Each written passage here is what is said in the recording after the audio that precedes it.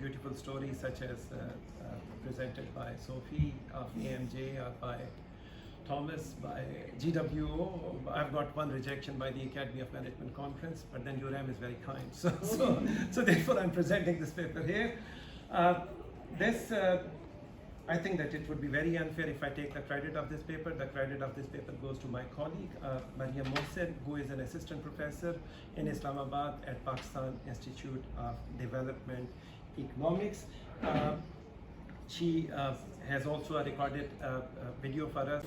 Hi, my name is Mariam, and I'm presenting a paper that I've co-authored with Professor Jawad Syed from Lahore University of Management Sciences in Pakistan. Our paper is titled Fake News and Gender Relations, a Relational Standpoint Perspective. The paper, in a departure from essentialist treatments of gender, the paper focuses on a relational standpoint perspective to understand the relationship between fake news and gender relations.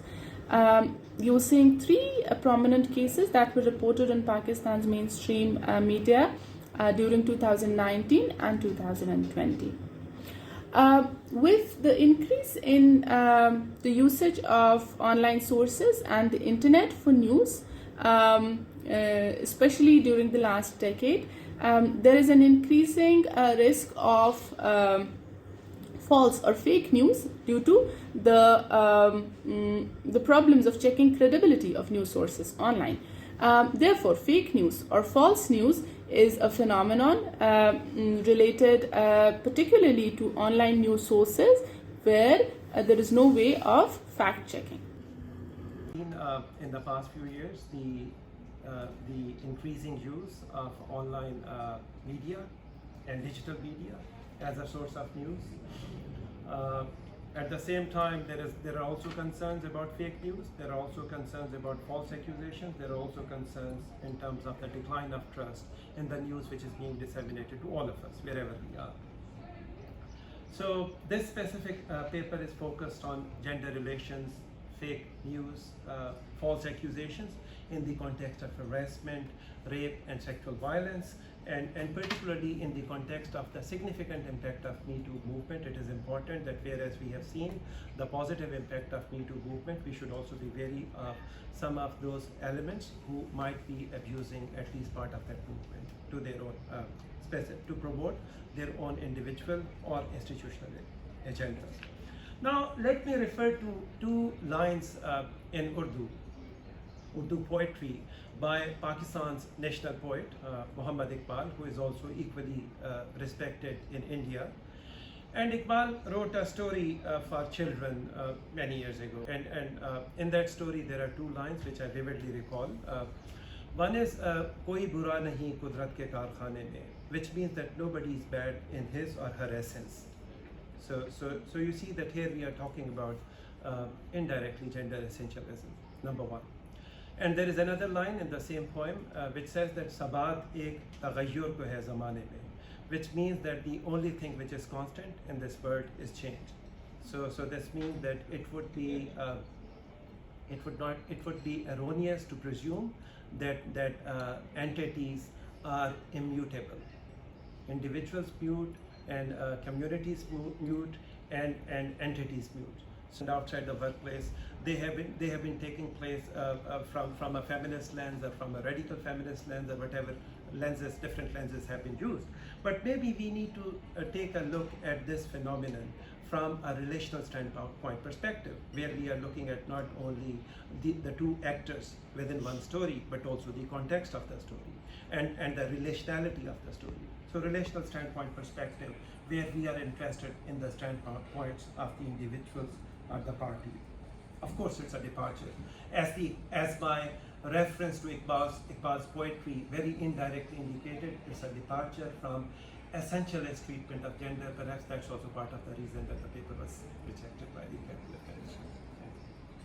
Serving the cause of gender equality, and definitely not in the context of Asian or Middle Eastern countries, where there is a more emphasis on collectivistic approach to society and family. So that's number one.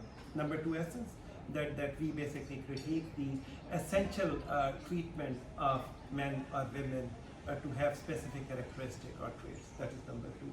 Number three, I have already referred to indirectly in Iqbal's poetry, immutability. That whatever that category is, that category would not change itself, would not evolve. So that is the third characteristic of essentialism, which we think is important to be highlighted and to be deconstructed. Here's the benefit of any doubt is now more likely to be given to the accuser. So that is something which has to be understood. Even in cases where the evidence only consists of testimony from the alleged victim and is strongly rebutted by the alleged perpetrator, the moral imperative of not letting down another victim or not leaving a possible sex offender free to cause further harm may prevail. So that is also something which has also been investigated and highlighted by Webster in their previous research in 1998 and 2005. Hoyle referred to, now this is particularly given that we spent 10 years in the UK. In the UK context, there is a very interesting observation. In 2016, there was a publication of a judicial inquiry by Sir Waterhouse into the abuse in North Wales. It was a case of alleged child abuse.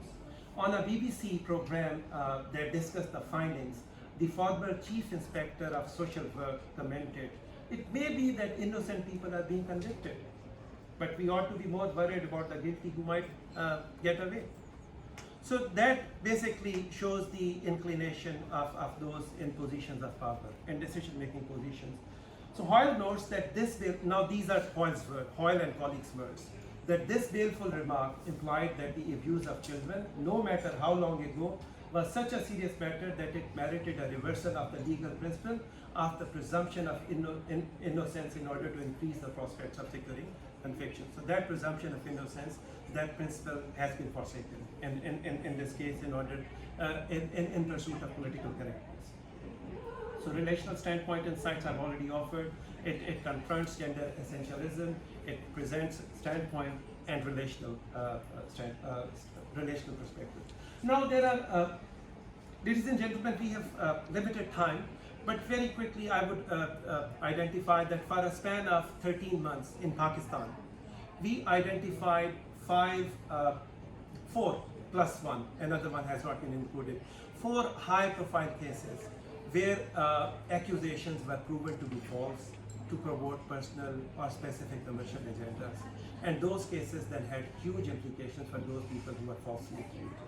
So, for example, for the third, let me first of all go to the 4th case, which is Muhammad Afzal Mahmood, who was an assistant professor at a college in Lahore. He was falsely accused, the due process was not followed, he committed suicide. After the suicide, there was an investigation by the Higher Education Department which brought this issue to the light, that he was not guilty of harassment and that the college had conducted the inquiry report but had not conveyed to the victim that he was innocent. So despite, he killed himself. So that is the case of Afzal Mahmood. Nadi Ashraf is another case. His PhD supervisor, one of the finest professors of chemistry across the world at Karachi University, Nadia Ashraf killed herself, committed. She was a PhD student, 3rd-year PhD student, a 4th-year PhD student. She killed herself. All of a sudden, it was a case of PhD supervisor harassing the student. Of course, it went on and on in the social media and in the mainstream media for a week. And then finally, somebody thought that maybe this case should be investigated. And then the family was contacted, and the brothers and sisters of the deceased were contacted, who said that there is a history in the family, and this person had already tried to kill herself a couple of times in the previous years. She had her father had gone missing a few years ago, which had a major impact. Missing means that disappeared. There was no trace of her father, which apparently had a major impact on her mental well-being. So that was the second case. Let me now go to very first case, which happened in Lahore, where Faiza and I reside. In this case, this is a very interesting case, and it's also interesting because it was also recorded on video by a spectator. In this case, a lady, an educated lady, she booked a bus ticket, and she wanted to travel from one city to another, And there is a requirement by bus stations in Pakistan that look, you can book on by telephone, but you have to be there at the bus station at least 45 minutes or 30 minutes in advance in order to pay for your ticket.